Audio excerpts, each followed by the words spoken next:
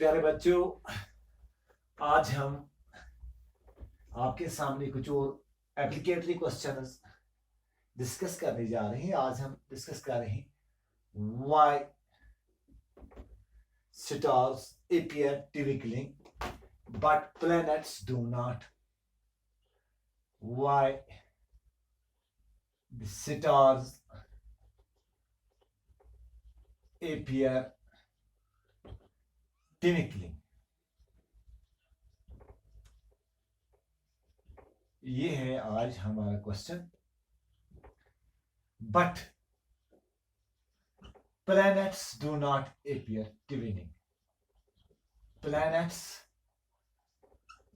do not appear so or appear twinkling.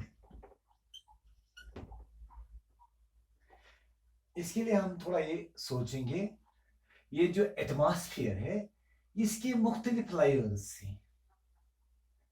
Upper layers जो ही जो इनकी डेंसिटी कम होती है, ये रियरर लेयर्स हैं।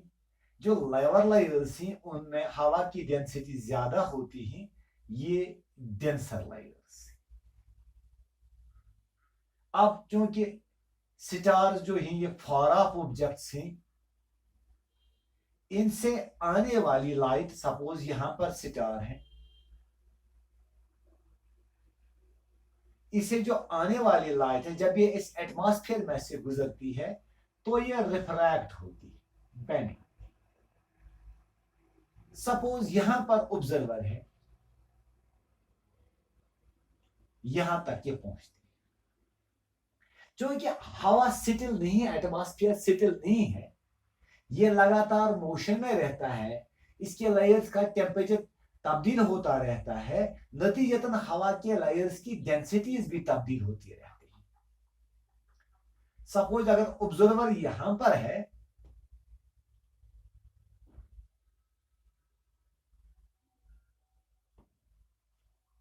इसकी आंख पर लाइट पहुंच गई।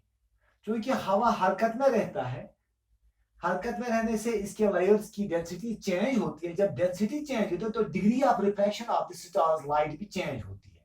तो क्या होता है, कभी ये रिफ्रैक्शन कम होता है, ऐसे ये लाइट इस जानिब चली जाती है। कभी ये रिफ्रैक्शन ज्यादा होता है, ये लाइट इस जानिब चली जाती है। नतीजतन ऑब्जर्वर के आंख पर कभी इसकी लाइट आ जाती है, फिर दूर से हट जाता चली जाती है, फिर आ जाती है, फिर दूर चली जाती है। इससे इसका हमें ये परसेप्शन मिलता है कि ये स्टार्स टिनिकल करते हैं, फ्लिकर कर रहे हैं, ये टमटमाते हैं। So stars appear twinkling due to the changing refraction of their light while passing through the atmosphere, with the result an observer receives sometimes less light, sometimes more light from a star, and this gives the perception of twinkling of stars.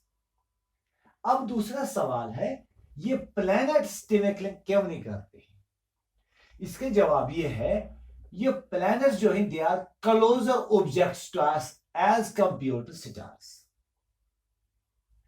Planets stars के बरकस जमीन के ज्यादा करीब है, इसलिए ये बड़े नजर आते हैं। इनके एक हिस्से से जो लाइट आती है वो समझो ऐसे रिफ्रैक्ट होती है, यहां पर आ जाती है।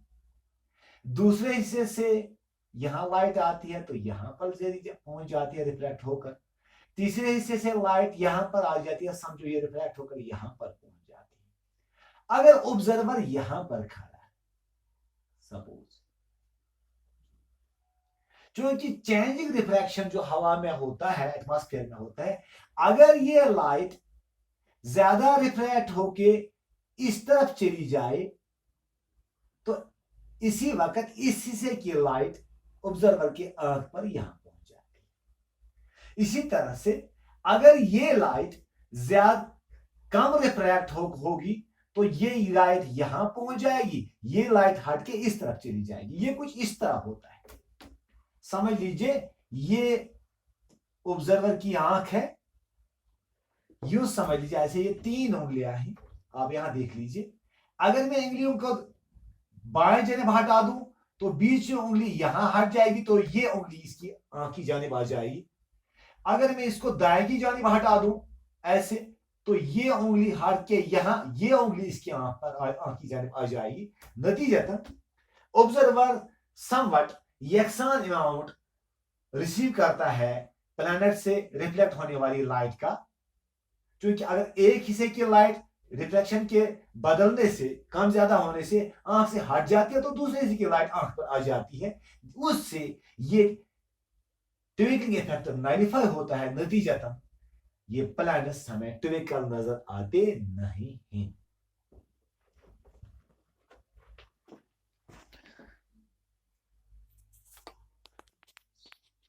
हाँ, यहाँ आप देख सकते हैं रिटन क्वेश्चन आपके लिए, why stars appear twinkling but planets do not appear twinkling। Answer है यहाँ stars are far off, much far off heavenly objects, so they,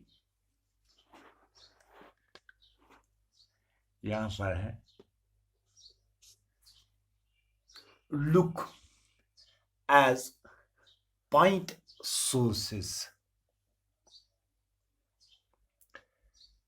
continuous changing refraction of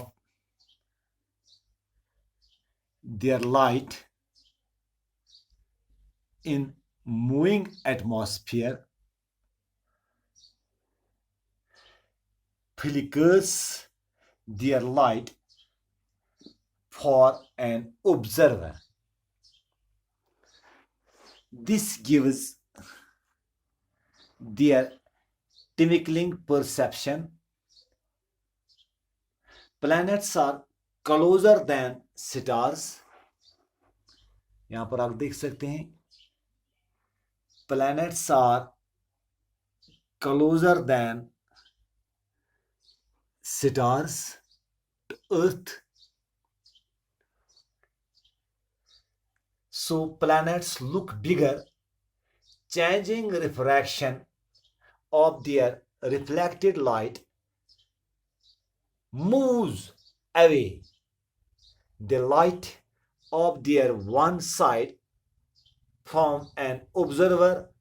At the same time, it brings the light of the other part towards the observer. This nullifies the twinkling effect, hence planets do not appear twinkling। I think आपके लिए तो अब note भी आसान हो गया। यहाँ पर मैं आपके लिए एक स्क्रीनशॉट भी ले सकता हूँ, आप इसे एक स्क्रीनशॉट भी ले सकते हैं। थैंक्स।